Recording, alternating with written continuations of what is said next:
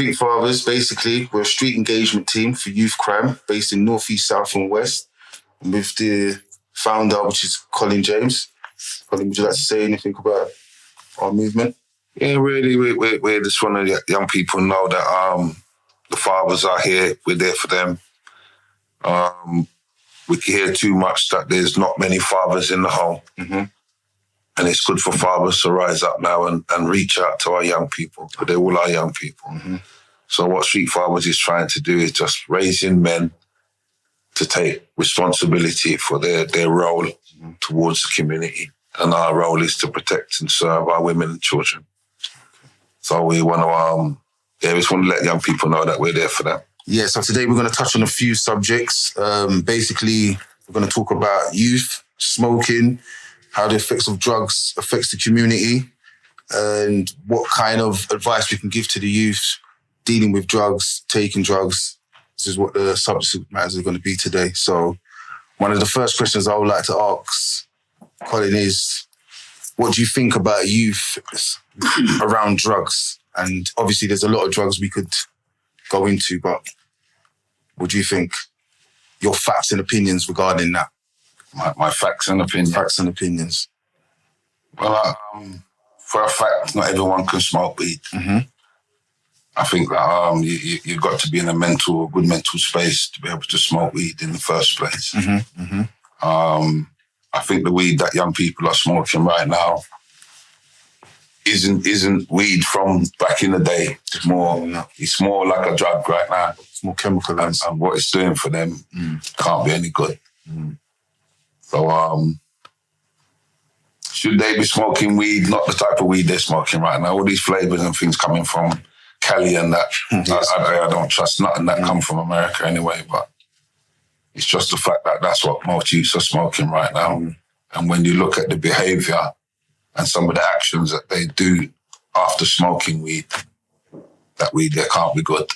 Yeah, and I think some of the effects that they're having, usually, especially with weed, people kind of get a little bit more slow and calm. Well, you're supposed to chill. So I don't know what they've got in their thing, but I also think with the age as well, because, I mean, if you're smoking from the age of like 12, 13, 14, it's definitely going to have some effects because your body's not really developed, or your mind is not really developed. It's still in a growth process.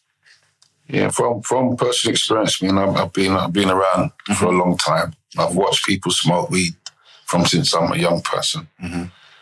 I haven't seen serious effects of weed use, but what they're smoking now, like I said, I don't think it's the same weed that was available back in the day. Do you think it's okay? Because even like back in the day, you had people that just wasn't smoking weed; they're mixing weed with other things, but the weed gets blamed for the problem. But there's other mainstream drugs like crack and heroin and these gases that they're inhaling and these tablets and there's bare little things, amphetamines and taking lines. There's all these other things, even down to prescription pills. So the fact that weed always gets blamed for it. Yeah, called the gateway drug. Yeah. But I think cigarette is the gateway drug. I think cigarette is what leads you to everything. You smoke and drink, you smoke cigarette, then you smoke weed, then you might smoke crack. But I think cigarette is the gateway kind of thing. Myself looking at it. Okay. So how do you think how do you think we could advise the youth with the use of drugs? Because when I was in school, we had people that came around and they showed we had drug programs. And then they will show you the effects, what heroin does, how it makes you addictive to your body, cocaine, how it makes you addictive. But I don't know if maybe they are, but obviously my time for being in school and it's totally different. So we learn these things in school. See, they're not smoking weed. They're not even seeing the health benefits of weed. People are smoking weed to get high. So once you're smoking to get high, that's what you get. You get what you look for. Weed is a thinking drug. Meditation. So it makes you think. So if your mind's a little bit chipped or you're not in the right frame of mind, smoking weed is probably not the right thing to do, especially if your mind's a bit primed. Okay. But I just think right now there's just a weed that young people are smoking now. Okay. And there's a lot of medicinal weed. And there's some good weed out there. But I just don't think it's available for young people, or young people even want to smoke that because it doesn't taste as nice or it's not as popular as the flavours. Okay. So what about the like, as I said, what about the gas? And you got gas, you got pills. It can't just be weed that's causing. Yeah, I don't think it's the weed. I don't think it's the weed by itself. But I mean, I don't know what's inside of them balloons. I don't know what the long-term effect of sucking on a balloon would be. But when you look at the actions of the young people, something's not working, something's not right. Well, something definitely right, because as I said, if they're taking the gas and then you see that it's making people, your friends, cousins, whatever, paralyzed, they can't use one side of your body. Is that what it does? Yeah, but there's those effects that it's had. It's just like the vaping. It has more. There's more effects from these things, like bad effects, but they're not highlighting that. But weed, I'm not just trying to defend the weed argument, but what I'm saying is there's less like emergency calls and emergency like situations that is just based on weed. Yeah, I said when you look, it's not just weed they smoke. There's a lot of alcohol involved in youth culture right now, and maybe the alcohol has got something to do with it too. But if we're gonna look at weed from a point of view as a bad drug, you can't leave out alcohol because most problems come because of alcohol. Okay, alcohol and tobacco. Yeah, more deaths in alcohol and tobacco than in weed. But I mean, I don't want to be here now being a weed advocate, but if I have to be, I'll be one. Okay.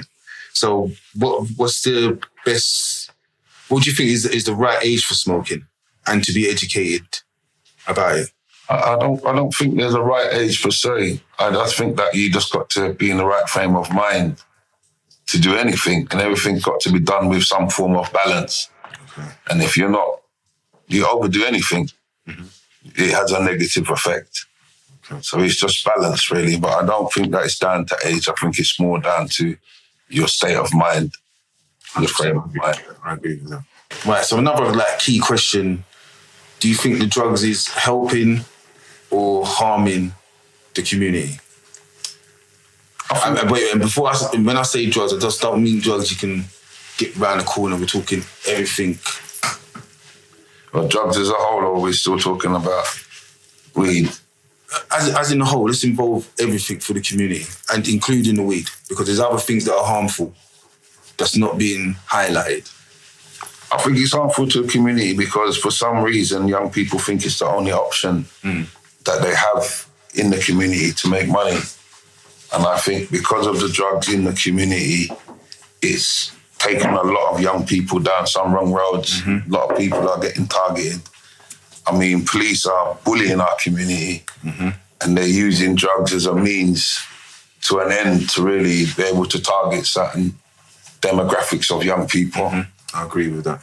So in that sense, the drugs in our community is harming it wholly because it's given access for us now to be targeted and labelled and things like that. I mean, most of our young people right now are selling weed or smoking weed or selling hard food or being involved in it. So, it's a problem in our community, yes.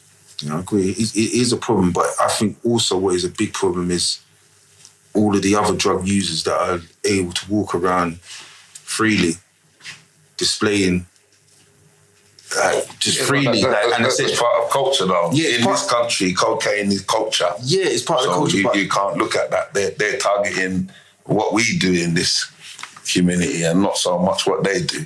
Which is weird because, as I was saying, I'm looking at it from my view and I'm thinking, all right, cool. Not trying to say the person with the £10 bag of weed shouldn't be getting pulled up, but at the same time, the crackhead or the heroin addict walking down the road is not getting hard and pulled like that. It's true. And they're probably up to more no good than the little you with a little £10 bag of weed. Because that you ain't necessarily going to go and break into a house and go into the shops and start shoplifting to go and get that weed. But that addict is allowed to walk up and down freely. Same thing like when they get their prescriptions, they're walking up and down freely and knowing that they can cause a chaos in the chemist. Yeah, it's the truth. To get their things. And the general public's got to deal with that. But those things are not really highlighted. It's more highlighted of what's going on in the estates or in the shopping mall. The focus is on young people, and it's always been on young people. You see, remember when we was young people, you couldn't walk down the road without get stop and search. But you see, young people, this is normal for them. It's regular. I remember there was a time when I walked down the road, every time I walked down the road, I was getting stops and searches. If I was in a group with 20, 30 people, they still want to pull me and stop and search me. Because I was just a target at that time. It's now, because of age, I don't get stop and search. But in this work, I just see the way they're still targeting the young people exactly the same. Yeah, I agree with that, because Nothing's changed. Some of them youths are not even on the road smoking, but they will get stopped, searched, because the police officer might be suspicious. You might remind them of somebody else. Yeah, but what I'm saying is this is why fathers are important, and it's good to come alongside our young people and make them aware of, they've only just come into this life. These things have been happening before they came here. Yeah. And we was guinea pigs. We was part of that. But we happen to see someone like myself, as I told young people, I don't know how I got out of it. I said it was like being in a washing machine and the door must have opened and you just fly out, and somehow I survived. But enough people, my generation, never survived. Watched enough people die, enough people go to prison forever, enough people have mental breakdowns, enough people end up on heroin and crack and all them things for the last 30, 35 years. Mental health, all sorts of things. So you just want to just stop young people. Everything seems exciting right now. Getting into drugs seems exciting, but like I said, if your frame of mind isn't good, you know, I can't confess now, but when you smoke, it's supposed to take you somewhere. You're supposed to hold the meds on something, wholesome and positive. When you're smoking and you're thinking about the devil and you're thinking about dying and killing, there's something wrong with what you're smoking. But even that same emotion, having that same emotion, you're having a drink, it's going to make you go.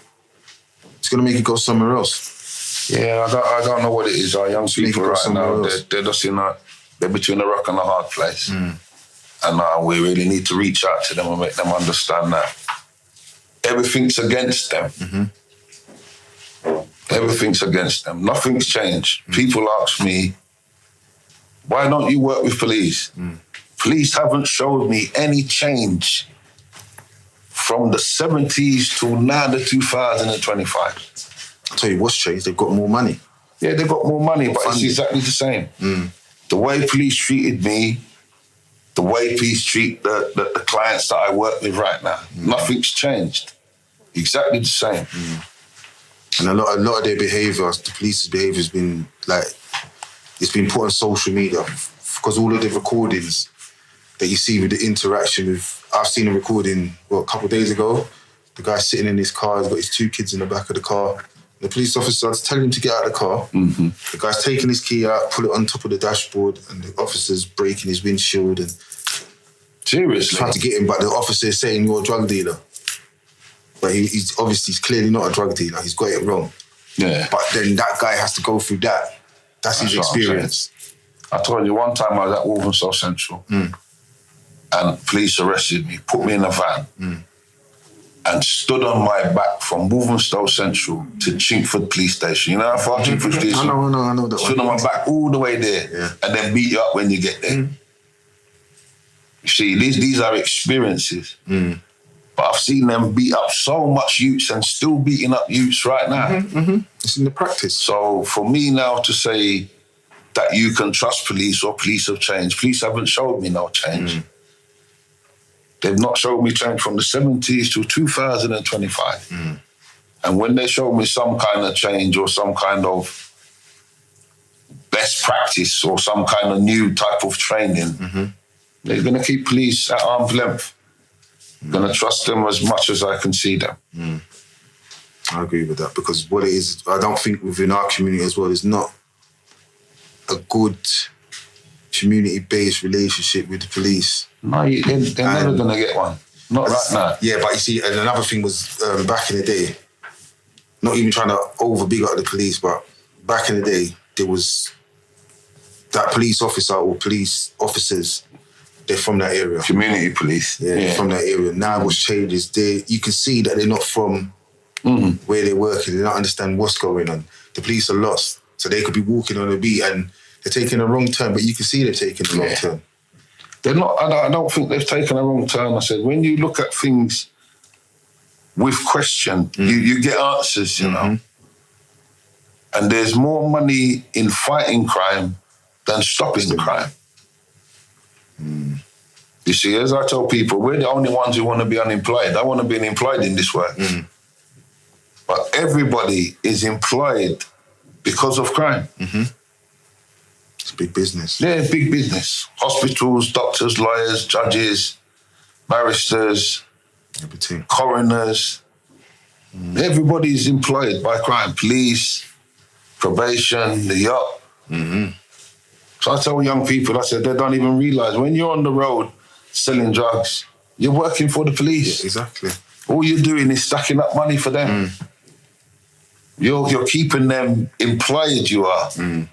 Use your brain and use your energy and use your time in some entrepreneurial way and make money legally. And that's the kind of programs that we need to, programs that we are pushing out. Yeah, that's what we're trying. Options. As I said, the only option, if you got 10 friends and you're out of the 10 friends, 8 of them is giving you the same option. But the 2 that's got the right option, you can't even get close to them because they're about to branch off. No, but that's what you learn about your friends. It took me years to learn about my friends, you know. But every time I asked my friends, the man to do something good, they didn't want to do it. But if I wanted them to kill and steal and rob, they come straight away. That's I'm thinking, what kind of friends are these? Everything good I want to do, they don't want to do. But everything bad and wicked, they're quick to go and do. You said a lot about your friends. And as my mum used to say, by your company you shall be known. You get judged by the company that you keep. My dad used to say to me, the friends that you have now, you won't see them later. That's so true.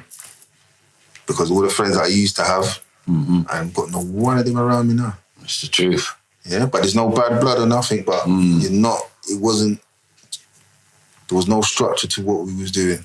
It wasn't a long-lasting relationship. It wasn't supposed to be like that. But you don't see it as you're traveling. So what has your life taught you that you can tell young people? Always follow your gut instinct. Now, for me, when things was going wrong, I was about to go pear-shaped, I felt it. And at first, I didn't understand that feeling. This is when I had my spiritual awakening.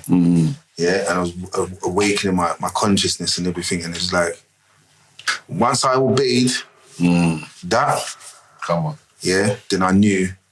But as I said to you, certain things had happened. I knew, like, spiritually, I'm not supposed to end up like him, them. I'm not supposed to. It's just, I wouldn't say unfortunate. Fortunate for me, I had different kind of friends. So some of my friends, some people wouldn't want to talk to them, but it's my friend. Don't ask me how we got that friendship, but that's just my friend. So you can't help who you know. That's it. But it's who you follow. And as I said, learned a lot from that. So, you know, as I said, always that gut instinct. That's what kept man here, kept man focused, always follow it. Yeah, so as I was saying, like with the mindset that we had back in the day, I mean, we was all business people, but not knowing what we was actually sitting on, like the mindset. So I believe like these youths nowadays, their mindset is more advanced to go and say like, by the age of 21, they want to make a meal. And they can. Yeah. They can because they've got the mindset, but instead of sticking all your energy into moving drugs and doing this, you could start a business.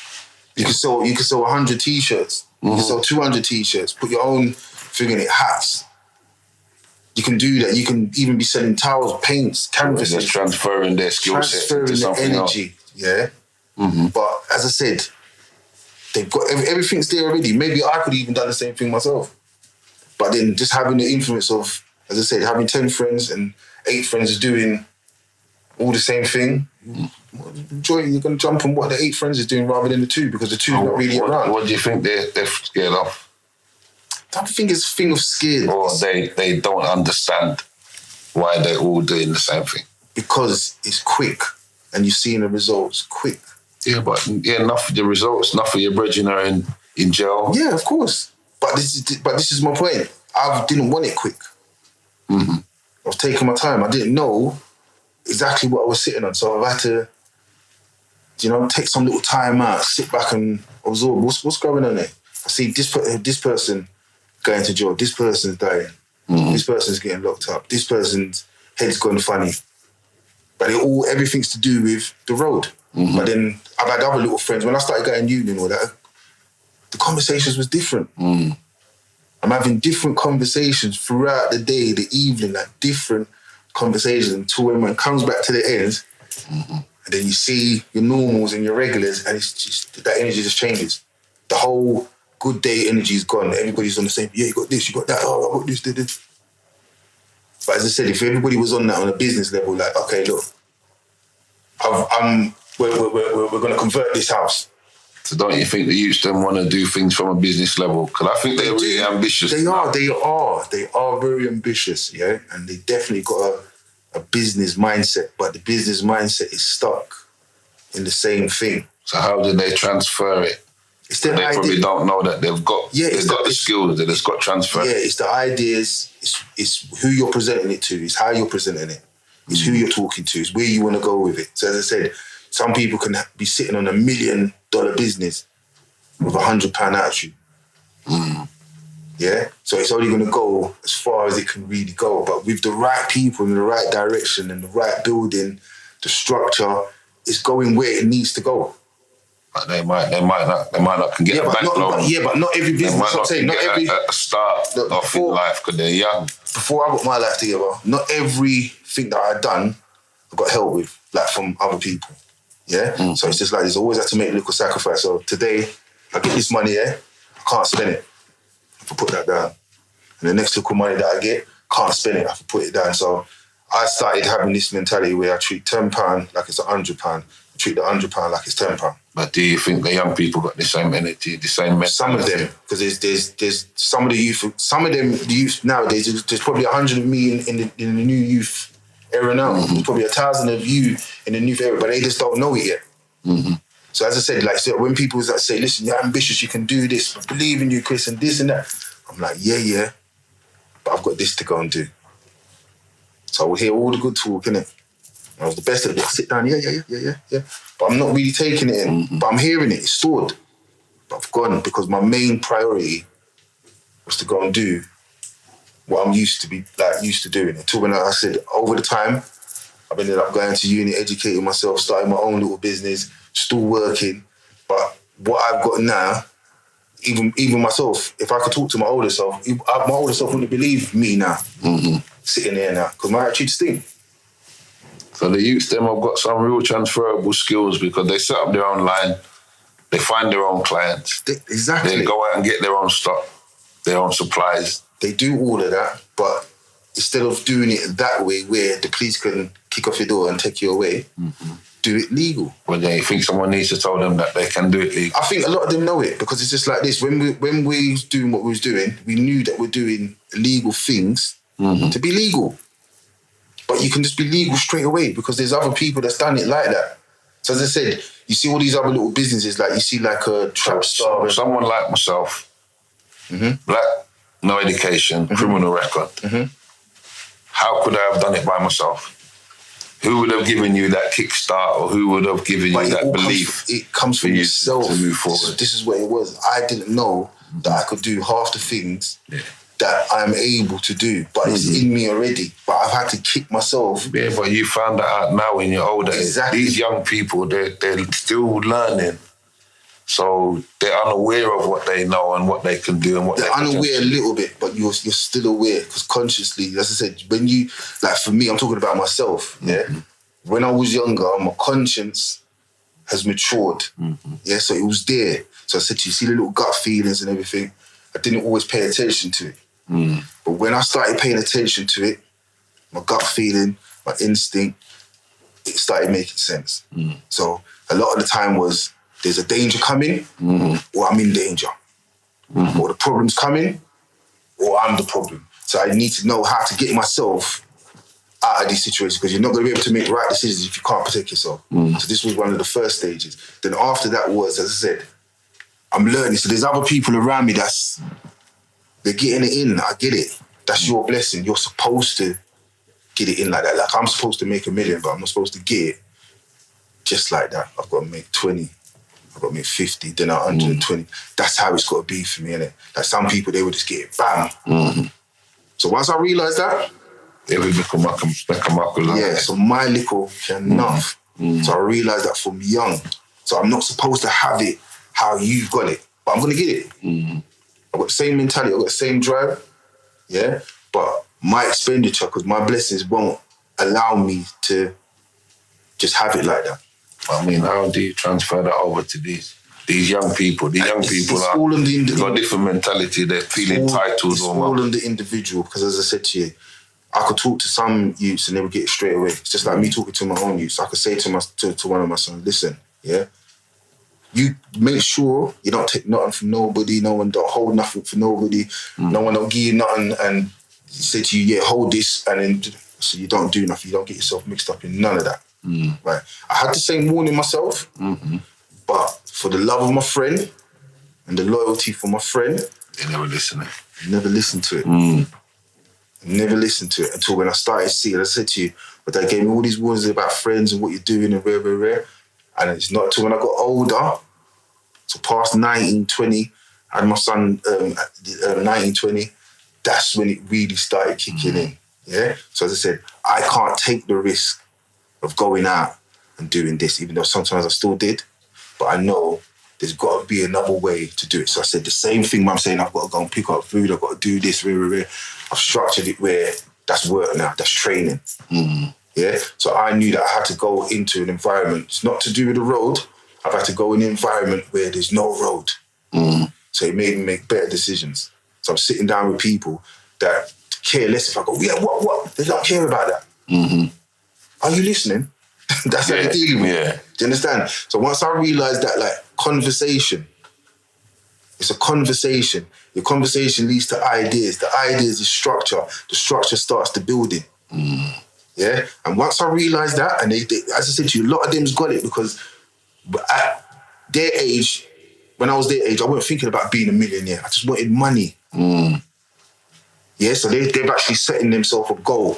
I want to be a millionaire by 21, 22. And they've got plans in place without speaking to anybody, because it's already in their era like that. So they don't need all of the bullet points and the blueprints. But it's an easier way to make money now, because, I mean, we never had social media and all them platforms to make money from. Could you imagine you had TikTok back in the day? We'd have made £1 million from TikTok long time ago. I knew it was not in there, but as you said earlier, if we had social media back in the day, my Lord, not only just to make the money, but I also think a lot of people would have got locked up a lot more quicker. I think a lot of people would have gone mad a lot quicker, because their habits was limelight. So as I said, I knew, like, but we didn't show off what we done. No, not the actual. Your left hand didn't know what you're right. Yeah, not the so I actual don't crime. think we would have used social media that way. It's not even just the crime. It's you love the lifestyle. And then what it was, nobody showed their crime. You showed the results. And that's what it was. So a lot of people just see the results. They don't even know what you had to do. They don't know what you've gone to go and do to get these results, or end up in the latest crep or the latest marshal. They don't know. But you're always fresh. You're always on job. You're always on point. No one don't know what you do. What is it that he does? No one don't know. He's a hustler. Then after that same hustler, he's got other people working for him, and then those people, they've all turned into entrepreneurs. They've all got that business mentality, because they're sitting down talking business all day long. They already knew we're going to be doing this for too long. We've got 4 years of doing this thing here, and we've got to make 250, 500 bags each. Not one person, each.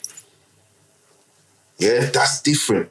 And there's people that have those mentalities and structures without anybody talking to them. They find each other early. And you go, but unfortunately for some people, you don't find the right one straight away.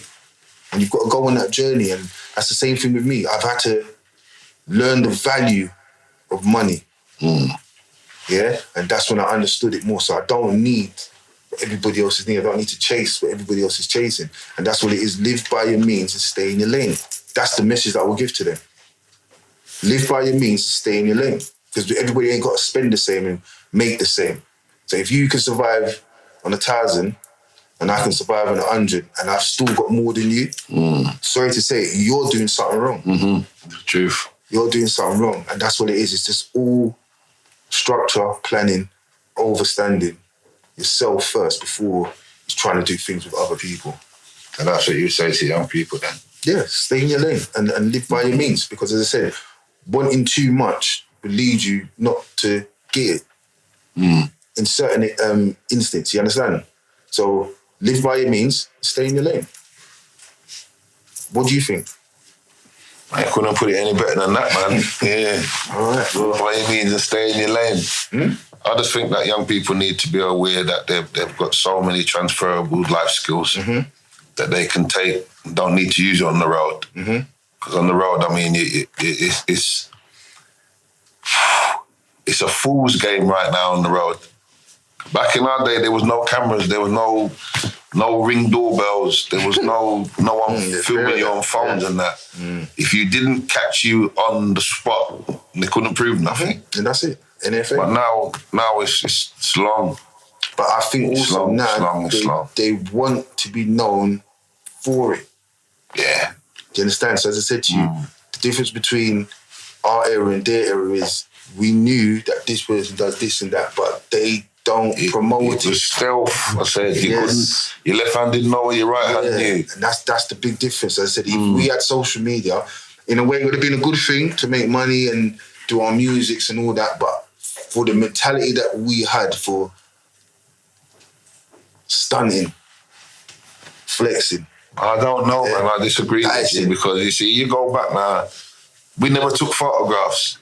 Man couldn't pull out camcorder and video you without nothing. It had to be some occasion or something like that. But we still took pictures. I found some pictures. One or two pictures, man. When we go to my house, I found some pictures. I should even have in my house now. Yeah. So if my used to go and find that pictures and come back and ask me, Dad, what are you doing with that there and this? Yeah, never took We had pictures. pictures. We used to take pictures and go to the camera shop and not realising that if these people in a little black box. Yeah, if these people gave this to the police, we're free because all the evidence is there, the money's there, everything's there, but you're just living life and you're young. But I wouldn't do nothing like that now because I've got the growth. That's not what you do. Yeah, but I don't think we'd survive. I couldn't survive. I could just about send an email, you know. I could just about keep up with the social media, Instagram and all these things there. Yeah, but the youth, that's their thing. Look, I even saw a post the other day. 13 to 16-year-olds, yeah? Can't read analog clock. Right? Analog clock, so that clock up there. Yeah, they can't read it. Yeah, if you said to the youths, tell me what the time is now up there, they wouldn't know. Yeah? But this is a life school that you learn. Yeah, from before you go to school. Listen, from infant school, they teach you how to tell the time. So if you got 13 up to 16, 17-year-olds that can't tell the time, they couldn't look at that and say, it's 20 past 7. Blah. It's because times have changed, everything's digital. So they don't have to learn certain things. But what they have learned in their time, we don't fully understand it. So this is why they're all on the social media. They can just make videos and make money. They can type something and just make some money. We don't know nothing about that. As you said, we struggle with emails. Yeah, but they're not. They're on there. They're on job. How many views? 100,000 something views. And they can make money from it. So you think AI and computers is the way forward then, future? 100%. Because even when we was in school, we used to have them BBC computers. We used to call it IT. That was our subject. I never paid no attention to that because we was laughing in the class.